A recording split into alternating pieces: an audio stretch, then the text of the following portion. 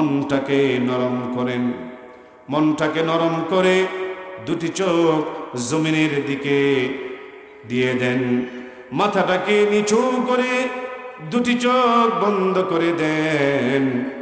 দুটি চোখ বন্ধ করে এবার আপনারা ভাবেন, যার যার খাঁটি তওবা করার ইচ্ছা আছে দুটি চোখ বন্ধ করে দেন কিছু সময়ের জন্য। দুটি চোখ বন্ধ করে এবার আপনি ভাবেন, একটু আগে আমার পাশে যে বসা ছিল তাকে তো আমি দেখতে পেয়েছিলাম, স্টেজে অতিথিরা বসা তাদেরকেও দেখতাম, কে আলোচনা করে কিভাবে করে সেটাও তো আমি দেখেছি, কিন্তু এখন তো আমি আর দেখতে পাই না। দুটি চোখ বন্ধ করার সাথে সাথে আমার পাশে কে বসা তাকেও তো আমি দেখি না, স্টেজের বক্তাকেও আমি আর দেখি না। এবার চিন্তা করেন, আমি যদি এখন ইচ্ছা করি দুটি চোখ খুলে দিতে পারি, দুটি চোখ খুলে দিলে আবারও আমি আমার পাশের ব্যক্তিকে দেখতে পাবো, স্টেজের বক্তাকে দেখতে পাবো, কেননা এখনো আমার ভিতরে চোখ দুটি খুলে দেওয়ার মতো শক্তি যেহেতু আছে।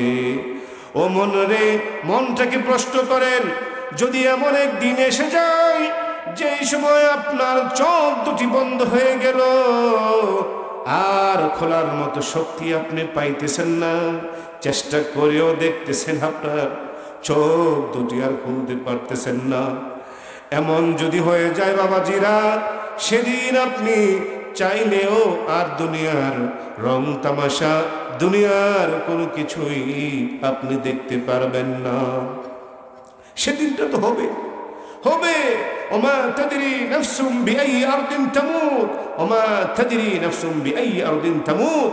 কবে সেই সময়টা এসে যায় তোমার আমার সেটা জানা নাই, কিন্তু যে হবে সেটা তুমি মনে মনে কল্পনা করে এবার ভাবো।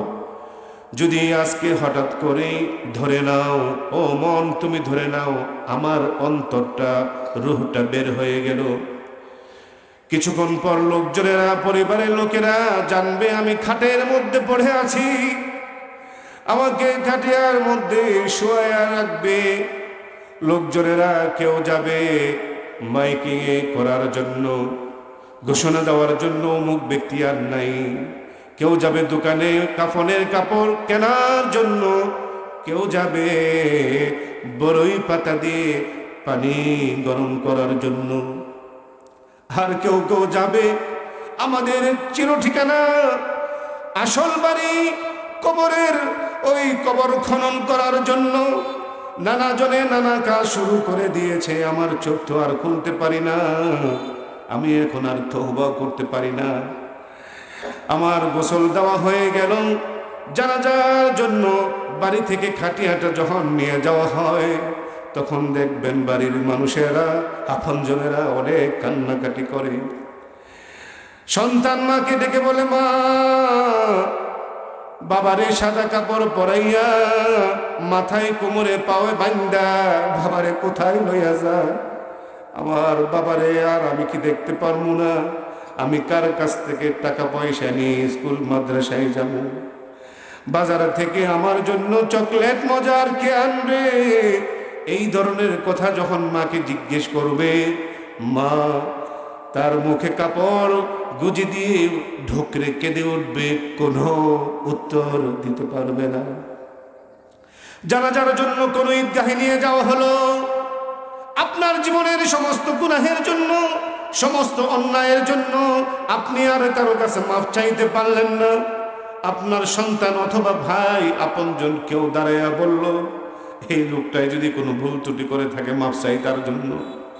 ওরে মন, আমার জীবনের অন্যায় গুনাহের জন্য কত জুলুম, কত অন্যায়, কত কিছু করেছি, এর জন্য মানুষের কাছে মাপটাও পর্যন্ত চেয়ে যেতে পারলাম না। আমার মানুষে চাইলো, আমার প্রতি চাইলো, আমার ভাই চাইলো, আমি চাইতে পারলাম না।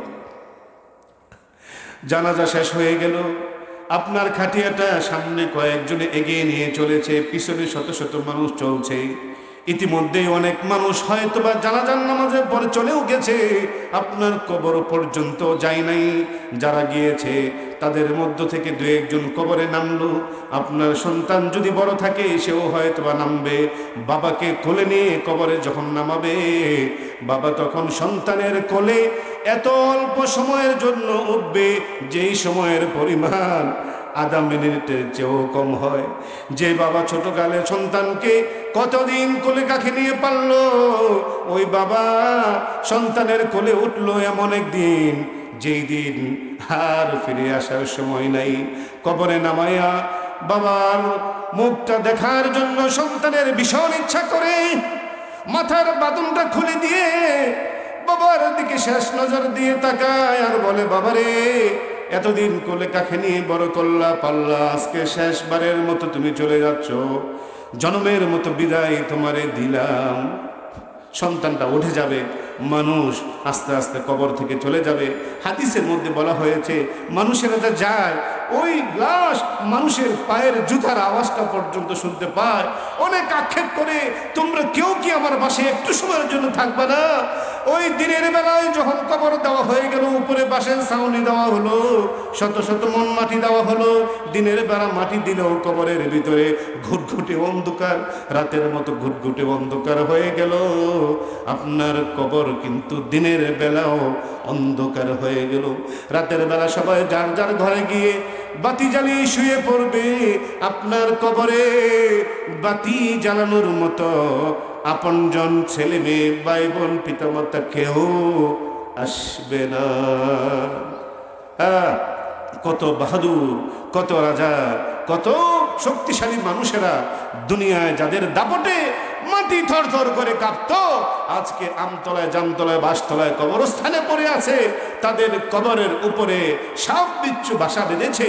তাদের কবরের উপর থেকে ওই গরু ছাগলেরা ঘাস খেয়ে বেড়ায়। নিজের কবরের উপর থেকে, বাবার কবরের উপর থেকে গরু ছাগলকে ঘাস খাওয়া থেকে বিতাড়িত করবার মতো শক্তি, সাহস, ইচ্ছা, সুযোগ, সময় সুযোগ কারোরই নাই। কবরের ভিতরে যে আছে তার তো নাই। সেদিন ইচ্ছা করলো আর কিছু করার থাকবে না। ওই দিন কবরে বাতি, কারো কবরে বাতি জ্বলবে, কারো কবরে অন্ধকারই থাকবে। সেদিন কবরে নিজের সন্তানাদিকেও বাতি জ্বালাতে না পারলেও আল্লাহ তাআলা সেদিন আপনার কবরে বাতি জ্বালাতে পারেন যদি দুনিয়াতে আপনার আমার মুআমালা কোরআনের সাথে হয়, সূরা মুলুকের সাথে হয়, ইয়াসিনের সাথে হয়, ইসলামিক জীবন যাপন হয়, কোরআনের সাথে হয়, এরকমভাবে যাকাতের সাথে হয়, ইসলামিক সকল বিষয়ের সাথে যদি আপনার আমার চলাফেরা মুআমালা হয়, তাহলে নামাজ আপনার ডানে থাকবে, এরকমভাবে কোরআন আপনার মাথার দিকে, বিভিন্ন আমলগুলো আপনার চতুর্দিকে অবস্থান নিয়ে আপনার আযাব, আগত আযাবকে তারা এখান থেকে বাঁচানোর জন্য চেষ্টা করবে। তো এই হলো আমাদের জীবনের মূল পাথেয়, যেটা আমরা যদি সংগ্রহ করে যেতে পারি তাহলে আপনার আমার কবর আলোকিত হবে।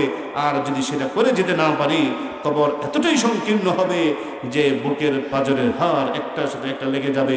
সুতরাং এই দিনটি আসবার আগে আসুন না বাবাজিরা, আমরা আল্লাহর কাছে খাঁটি মনে তওবার নিয়তে তওবা করি। আমরা সবাই প্রস্তুত আছি তো ইনশাআল্লাহ? শুধু মুখে মুখে তওবা নয়, অন্তর থেকে তওবা করার ইচ্ছা সংকল্প নিয়ে যদি আমরা তওবাটা করি, তাহলে আল্লাহ তাআলা আমাদের জীবনের সমস্ত গুনাহ খাতাগুলো ক্ষমা করে দিতে পারেন, দিবেন। এরকমের অসংখ্য আয়াত ও হাদিসের আলোকে আজকে আমরা যতটুকুই আলোচনা শুনলাম, আল্লাহ তাআলা সর্বপ্রথম এর উপর আমাকে সহ আপনারা যারা শুনছেন, পরবর্তীতে শুনবেন, সবাইকে এর উপর আমল করার তৌফিক দান করুন। আমিন। ওয়া আখিরু দাওয়ানা আনিল হামদুলিল্লাহি রাব্বিল আলামিন। আসসালামু আলাইকুম ওয়া রাহমাতুল্লাহি ওয়া বারাকাতুহু।